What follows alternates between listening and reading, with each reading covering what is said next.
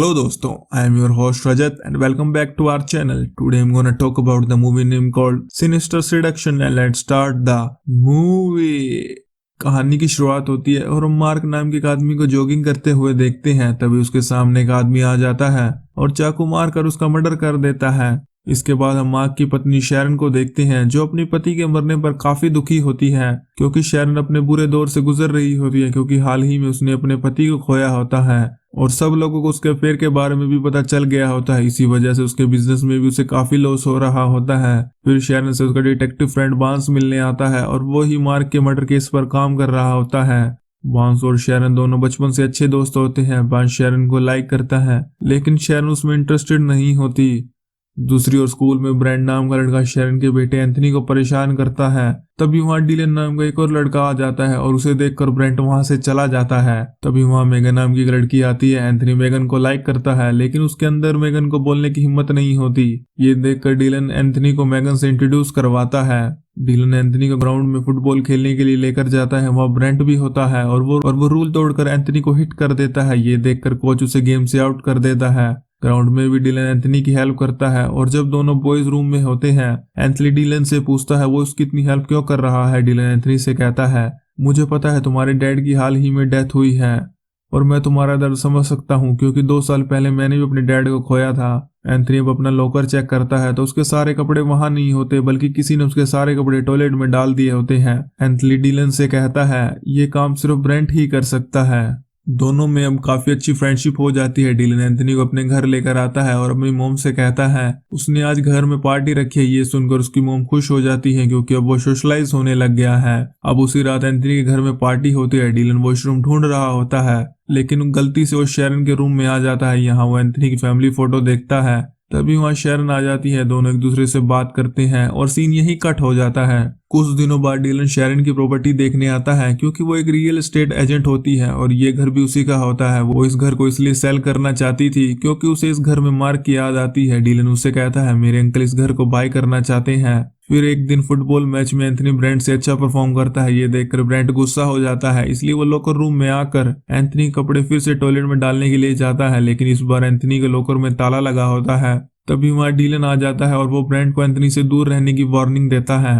एक दिन शैरन को अपने एक्स बॉयफ्रेंड से ईमेल आता है और उसे पहले भी ऐसे ईमेल आते रहते हैं लेकिन इस बारे में शैरन बांस को नहीं बताती क्योंकि वो नहीं चाहती कि उसके अफेयर के बारे में बांस को पता चले। ये बात शैरन ऑफिस आकर अपनी सेक्रेटरी को बताती है। उसकी सेक्रेटरी भी उसे एडवाइस देती है कि उसे ये बात बांस को बतानी चाहिए लेकिन शैरन बहाना मारकर इस बात को टाल देती है। स्कूल में डीलन एंथनी को मोटिवेट करता है मेगन को उसके साथ पर डेट पर चलने के लिए। एंथनी मेगन को डेट के लिए पूछता है और वो चलने के लिए मान जाती है। डीलन एंथनी को डेट पर जाने के लिए अपनी कार देता है ताकि वो और मेगन दोनों गाड़ी में डेट पर जाएं। इसलिए डीलन रात को एंथनी के घर में ही रुकता है। शैरन और डीलन दोनों घर में अकेले होते हैं। शैरन अपनी लाइफ की प्रॉब्लम डीलन के साथ शेयर करती है।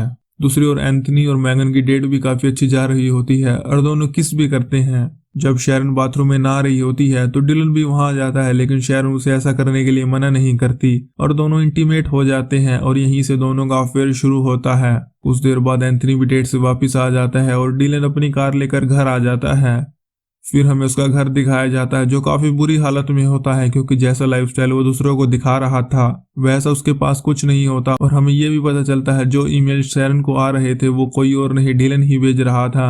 यानी जो अभी तक हो रहा था वो कोई इत्तेफाक नहीं है बल्कि सब डीलन ने प्लान किया होता है। कुछ दिन बाद ब्रेंट मेगन से कहता है डीलन हमसे कुछ छुपा रहा है। मेगन उसकी बातों पर विश्वास नहीं करती लेकिन ब्रेंट उसे कहता है तुम चाहे ऑफिस में जाकर उसकी फाइल चेक कर सकती हो। थोड़ी देर बाद ब्रेंट डीलन से मिलता है और उसे कहता है मुझे तुम्हारी सच्चाई पता है और मैं सबको सच बता दूंगा। ये सुनकर डीलन थोड़ा टेंशन में आ जाता है कहीं उसकी सच्चाई ब्रेंट सबको ना बता दे। फिर डीलन एंथनी से कहता है मुझे तुम्हारी हेल्प चाहिए और उसकी मदद करने के लिए एंथनी तैयार भी हो जाता है। डीलन अपने हाथ को चाकू से काट लेता है और उनके फुटबॉल कोच के पास जाता है और उसे बताता है ब्रेंट ने चाकू मारकर उसका हाथ काट दिया है क्योंकि एक सीरियस मैटर होता है। तो स्कूल में बांस भी आता है। डीलन बांस को बताता है ब्रेंट ने ही मेरे हाथ पर चाकू मारा है और इसी चाकू से वो एंथनी को भी डराता है। बांस एंथनी से पूछता है क्या ये बात सच है। एंथनी हाँ बोल देता है और अब सारे सबूत ब्रेंट के खिलाफ होते हैं इसलिए ब्रेंट को स्कूल से निकाल दिया जाता है। शेरन एंथनी को घर लेकर आती है। वो एंथनी से पूछती है, तुमने मुझे क्यों नहीं बताया कि ब्रांड तुम्हें स्कूल में परेशान करता है, और दोनों में इस बात पर झगड़ा हो जाता है। फिर हमें पता चलता है एंथनी को शेरन के अफेयर के बारे में सब पता है और उसे इस बारे में उसके फादर मार्क ने बताया था। थोड़ी देर बाद शेरन को डीलन का मैसेज आता है कि वो फिर से प्रॉपर्टी देखना चाहता है। शेरन अपने पुराने वाले घर में जाती है जहाँ पहले से ही डीलन मौजूद होता है। दोनों फिर करीब आ जाते हैं और किस कर लेते हैं, लेकिन कोई छुप कर इनका वीडियो बना लेता है। अगले दिन मैगन एंथनी से मिलती है और उसे किस वाली वीडियो दिखाती है, यानी उस रात मैगन ने शेरन और डीलन की वीडियो बनाई थी। फिर मैगन एंथनी से कहती है, डीलन हमसे झूठ बोल रहा है, उसने 3 साल पहले ही अपनी पढ़ाई को कंप्लीट कर लिया है और उसने उस रात मुझे जानबूझकर उस जगह पर बुलाया था ताकि मैं उनका वीडियो शूट कर लूं। फिर मैगन एंथनी से डीलन के चाकू मारने वाली बात पूछती है। एंथनी मैगन को कहता है उसने डीलन के कहने पर झूठ बोला था। कुछ देर बाद डीलन मैगन से मिलता है और उसका फोन छीन कर वीडियो को अपने फोन में ट्रांसफर कर लेता है। जब मैगन वहां से जा रही होती है तो डीलन भी उसका पीछा करता है।